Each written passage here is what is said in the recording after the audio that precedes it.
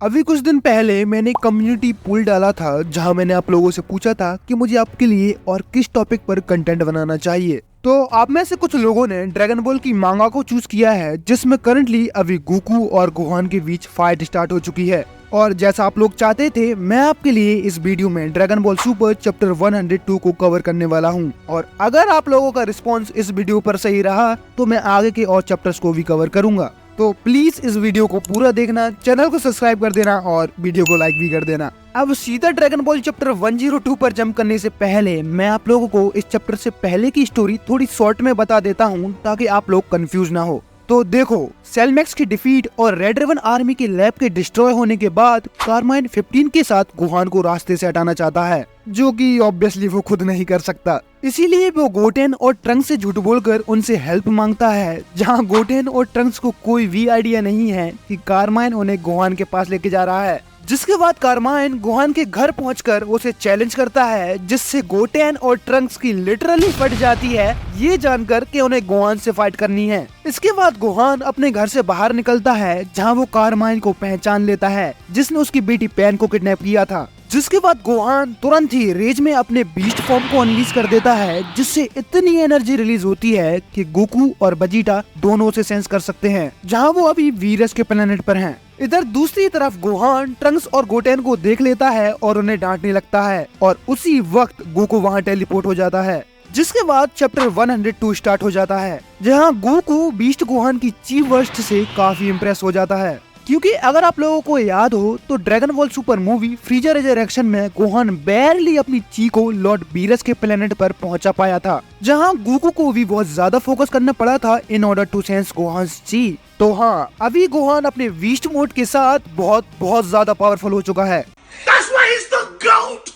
The GOAT! आगे Goku Gohan से fight करने के लिए बोलता है, क्योंकि उसे चेक करना है कि आखिर गोहान अब कितना पावरफुल हो चुका है। इसलिए वो गोहान को बीरस के प्लेनेट पर आने के लिए बोलता है, क्योंकि अपना गोकू नहीं चाहता कि उनकी फाइट के दौरान गोहान का घर डिस्ट्रॉय हो जाए। जहां गोहान गोकू के साथ बीरस के प्लेनेट पर जाने के लिए रेडी हो जाता है, पर जाने से पहले गोहान अपने कपड़ों को चेंज करने के लिए चला जाता है, और इधर गोकू गोटेन और ट्रंक्स को हाय हेलो बोलता है, जहां वो उन दोनों को भी बीरस के प्लेनेट पर आने के लिए बोलता है, और वो उन्हें तुरंत कारमाइन की कार में बैठा देता है। तब तक गोहान भी रेडी होकर आ जाता है, और गोकू उसे भी कार में बैठाकर बीरस के प्लेनेट पर टेलीपोर्ट हो जाता है। और सिंस कारमाइन और 15 भी कार में थे, तो वो दोनों भी वीरस के प्लेनेट पर पहुंच जाते हैं, जहां हम देखते हैं कि वीस और सारे लोग पता नहीं क्यों लेकिन योगा कर रहे हैं, और इधर वीरस चिल्लाई को देखते हुए अपना पिछवाड़ा खुजा रहा है। लेकिन गोकू और बाकी सबके आने के बाद वीरस अपना पिछवाड़ा खुजाना और वीस और बाकी लोग अपना योगा करना बंद कर देते हैं।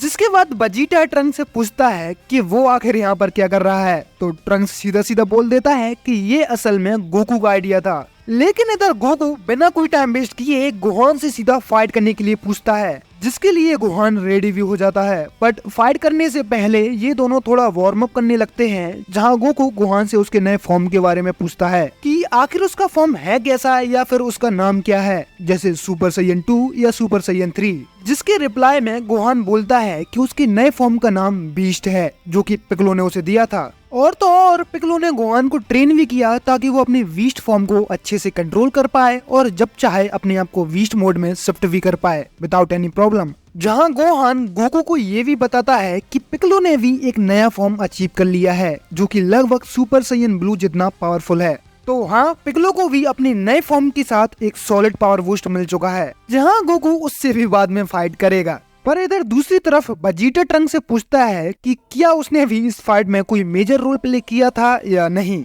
जहां ट्रंक्स बजीटा से झूठ बोलता है कि हाँ, उसने भी इस फाइट में काफी बड़ा रोल प्ले किया था, और उन्होंने जो कॉम्बो मूव्स यूज किए थे, काश बजीटा उन्हें देख पाता। जिसे सुनकर गोहान भी लाइक, मैं कब हो गया ये?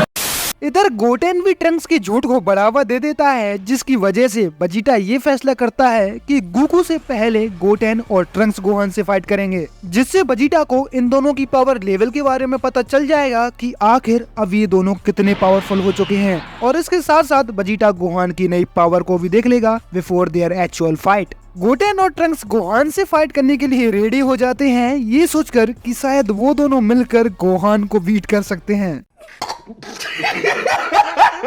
लेकिन फाइट स्टार्ट होने से पहले ट्रंक्स 15 से उसकी फाइट को कैमरे में रिकॉर्ड करने के लिए बोलता है ताकि वो अपनी फाइटिंग स्किल से मे को इम्प्रेस कर सके, जो कि मेरे ओपिनियन में बिल्कुल भी अच्छा आइडिया नहीं है, क्योंकि हो सकता है कि रेड रिबन आर्मी इस डाटा का यूज करके एक नया सेल क्रिएट कर दे जो सेल मैक्स से भी ज्यादा पावरफुल होगा, जहां शायद वो गॉड की को भी ऑब्टेन कर ले।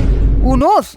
खैर इधर गोटेन और ट्रंक्स गोहान से फाइट करने के लिए रेडी हो जाते हैं, जहां वो दोनों अपना अप साइकिल पंच और फिर डाउन साइकिल किक मूव्स का यूज करते हैं, जिनका नाम बेकार है, और फिर ये दोनों अपना ultimate move cyclone style tornado double hurricane use करते हैं, जो कि लिटरली किसी काम का नहीं है। इसके बाद ट्रंक्स और गोटेन सीरियस हो जाते हैं और अपनी सुपर सैयन फॉर्म में आ जाते हैं, जिसे देखकर ब्रोली शॉक हो जाता है, क्योंकि वो बेचारा इतनी आसानी से अपनी सुपर सैयन फॉर्म में शिफ्ट नहीं हो सकता। इधर गोटेन और ट्रंक्स गोहान को थोड़ी बहुत अच्छी फाइट दे रहे होते हैं, और हमें इस फाइट में गोहान और ट्रंक्स के कुछ ऐसे मूवमेंट्स देखने को मिलते हैं जो हम लोगों को फ्यूचर ट्रंक्स और गोहान की वाइब देते हैं, जहां वो दोनों एक साथ ट्रेनिंग किया करते थे। तो हाँ, यहाँ पर आकिरा टोरियामा ने ड्रैगन बॉल जी के कुछ रेफरेंस दिए हैं। इसके बाद गोहान भी इस फाइट को थोड़ा सा सीरियस ले लेता है और अपने अल्टीमेट मोड में चला जाता है, जिससे ऑब्वियसली ट्रंक्स और गोटेन फाइट नहीं कर सकते, क्योंकि वो अभी इतने पावरफुल नहीं हैं।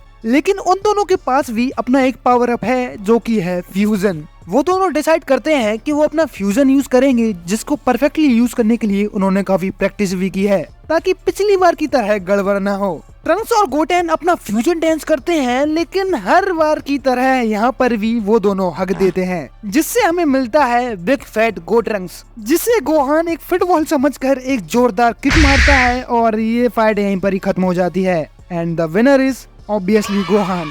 लेकिन इसके तुरंत बाद गोकू गोहान से फाइट करने के लिए आ जाता है, जहां सबसे पहले गोहान और गोकू एक दूसरे को वो करते हैं, और गोकू सीधा अपने अल्ट्रा इंस्टेंट फॉर्म में आ जाता है, जहां गोहान भी बिना कोई टाइम वेस्ट किए अपनी बॉडी को रिलैक्स करता है और फिर फुल रेज में अपने बीस्ट मोड को अनलीज करता है, जहां बजीटा भी गोहान के इस फॉर्म को देखकर शॉक हो जाता है। जिसके बाद गोकू और गोहान के बीच फाइट स्टार्ट हो जाती है, और ये दोनों इतना फास्ट मूव करते हैं कि हमें सिर्फ इनके फ्लैशेस दिखाई देते हैं, जो कि टोटली ड्रैगन बॉल जी की वाइब देते हैं। गोकू और गोहान की इस फाइट से बीरस के प्लेनेट पर भाई तूफान आ जाता है, यहाँ तक कि इन दोनों की फाइट इतनी इंटेंस हो जाती है कि वीस को और लोगों को प्रोटेक्ट करने के लिए बैरियर लगाना पड़ता है, जहाँ बीरस के प्लेनेट की क्या कंडीशन होती है आप लोग देख ही सकते हो। और बीरस अपने प्लेनेट की ये कंडीशन देखकर बौखलाने लगता है, लेकिन इधर दूसरी तरफ गोकू और गोहान अपनी इस फाइट को काफी एंजॉय कर रहे होते हैं। और ये तो बस अभी एक शुरुआत है, जहां ये दोनों एक दूसरे को टेस्ट करके देख रहे थे, या फिर तुम लोग इन्हें बस इनका ही वार्म अप बोल सकते हो। जिसके बाद ये चैप्टर यहीं पर ही खत्म हो जाता है। अब आगे के आने वाले चैप्टर्स काफी इंटरेस्टिंग होने वाले हैं, जहां हमें full power beast mode Gohan versus full power MUI Goku के बीच एक जबरदस्त फाइट देखने को मिलेगी, और हमें इस फाइट से ये भी अंदाजा लग जाएगा कि गोहान अभी कहां स्टैंड करता है। लेकिन मुझे नहीं लगता कि हमें इस फाइट में कोई क्लियर कट विनर देखने को मिलेगा, क्योंकि प्रोबेबली वीरस अपने प्लेनेट की ये हालत देखकर उन दोनों की फाइट के बीच आ जाएगा, या फिर कोई और भी कॉन्सिक्वेंसेस हो सकते हैं।